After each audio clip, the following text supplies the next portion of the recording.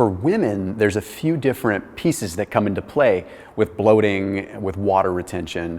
And we're not talking just like the typical kind of a little bit of puffiness around the cycle kind of thing. We're talking about like actual distension and actual stomach bloating. And no one's really talking about that because it's not the same for women as it is for men. There are completely different hormones at play that affect the gastrointestinal tract. So we're going to talk about those. So first thing I want to address is the hormonal flux that can occur in women in terms of perimenopause. Now I know if you're watching this video, you may or may not be in that stage, but it's still important to know because it plays a role in just the periods of time between your cycles and when you have more estrogen and when you have more progesterone. It plays a strong role with bloating.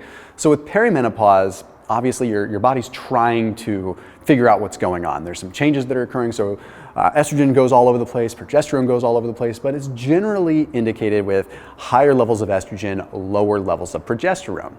So there's two types of bloating that we have to look at. There's the general water retention type of bloating that you're probably somewhat familiar with, right? Like just puffiness and kind of retaining water. Maybe you jumped on the scale and you're up 2 or 3 pounds. You don't know why, you've been eating clean, but hormones are making it so you're puffier. But then there's the actual stomach distension, the actual bloating that occurs in the abdomen.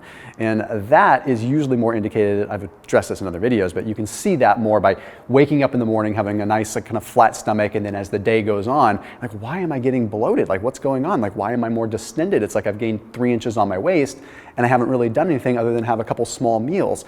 That's the different kind of bloating. So first off, with perimenopause, when estrogen levels are higher and progesterone levels are lower, remember that estrogen is going to trigger more water retention. Okay, so when you're retaining more water, it's going to make you puffier throughout. It's also going to dilute minerals, kind of change some things there. But additionally, when progesterone levels are lower during that point in time, progesterone is a natural diuretic. Okay, so when you have this imbalance with progesterone being very low and estrogen being very high, you've got the worst of both worlds at any point in time. Normally, progesterone is balancing it out a little bit by helping with that diuretic effect in expelling the extra water. But right now, you're holding on to that water. So a tip for this one, okay, for this kind of bloating, before we get into the digestive bloating, you really do want to do what you can to modulate insulin levels a little bit here. Okay, for 2 reasons. One, there's a lot of evidence that keeping insulin levels a little bit lower may help you out with your fat loss goals. And adipose tissue, fat in general, is a reservoir for estrogen. Okay, so estrogen really likes to hang out in fat cells. So the more fat that you have, the higher that estrogen value is going to go up, and the starker the contrast between estrogen and progesterone. Very important here. Okay, another thing we have to remember is that insulin resistance plays a strong role in terms of luteinizing hormone and follicle stimulating hormone, which are the signals that essentially allow the ovaries to do specific things, to function a certain way, to release an egg. Not saying that you need to try to kickstart that process again if your body's naturally closing it out, but it is something to be paying attention to make sure that that signal isn't getting disrupted at the wrong point in time. So insulin resistance plays a very big role there.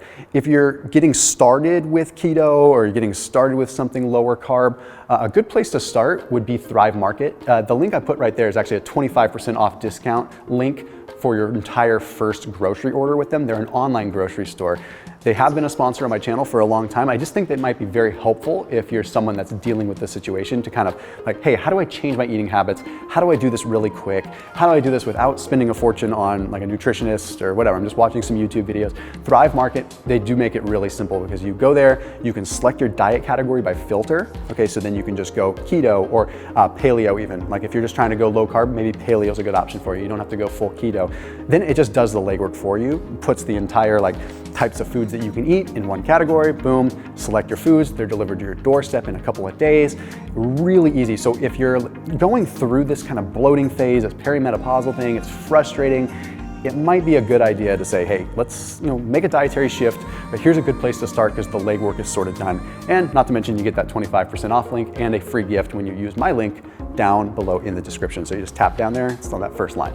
Now, if you're not perimenopausal, or even if you are, this is still an important factor, having too high of progesterone can play a role in the digestive bloating. Have you ever noticed 1 or 2 weeks leading up to your period, First of all, you get hungrier. Okay, that's a sign of estrogen being lower, not necessarily progesterone. A lot of times that's an indicator of estrogen just being lower because estrogen is somewhat satiating.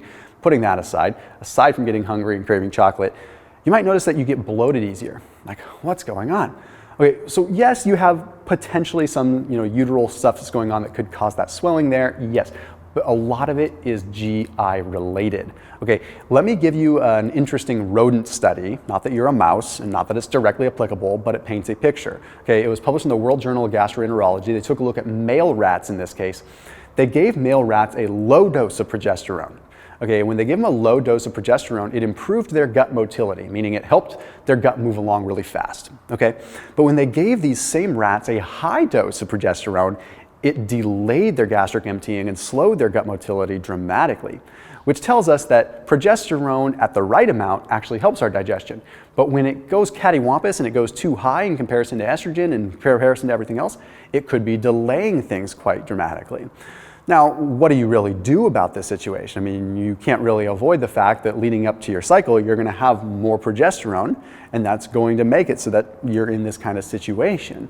There's a few things. Okay, first of all, if you just add more water as far as digestion goes, that could play a very big role too. Another thing that just because it can help out with the hydrochloric acid, and you may think that it's diluting it. One of the things you want to do is you don't want to drink a bunch of water right with a meal. You want to be adequately hydrated between your meals.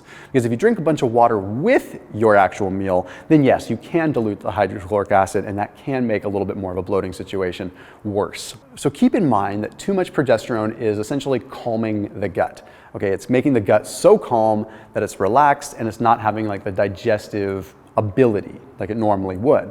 So you may want to consider eating foods that are a little bit easier to digest during that point in time. Okay, so that means maybe the saturated fats at that point in time aren't the best kind of fats to be having. They require a lot of digestion. I'm not saying they're bad, but they do require a lot of load when it comes down to enzymatic, pancreatic lipase and everything like that. So you may want to lean more into like the monounsaturated fats, the olive oils, the avocados, things like that as much as you can.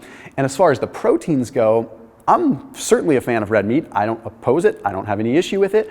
But I think during this phase in time, it might be a better idea to get a little bit more in the way of fish, things like shellfish. Not only that, they're high in zinc, and a zinc deficiency can lead to less hydrochloric acid too. Okay, so if you're deficient in zinc, then you have less hydrochloric acid, then you're running into this issue where you're not digesting as well either. So very simple things that you can put into place with this. Again, apple cider vinegar is also a great thing to have with meals because not only does it potentially modulate that insulin spike, so it could be helping you out with the whole estrogen issue there and the fat accumulation, but it also might help you out with digestion too. Some people have claimed that like when they take that, it really does help their gut a little bit more. A little bit inconclusive in terms of the research, but for some things like this, a little bit of anecdotal, a little bit of bro science, if it helps you, I mean, that counts for something. Maybe it's a placebo effect. So the bottom line with this is we got to look at the two approaches. The water retention that comes from the high estrogen phase and how we mitigate that. Lower insulin, lower carbohydrate, more water, and then we have the bloating side. Okay, adding the things in place to make digestion easier, and taking the things out that make digestion a little bit harder, and you might find that let's call it seasonal bloating that you have kind of mitigates a little bit. Anyway, I'll see you tomorrow.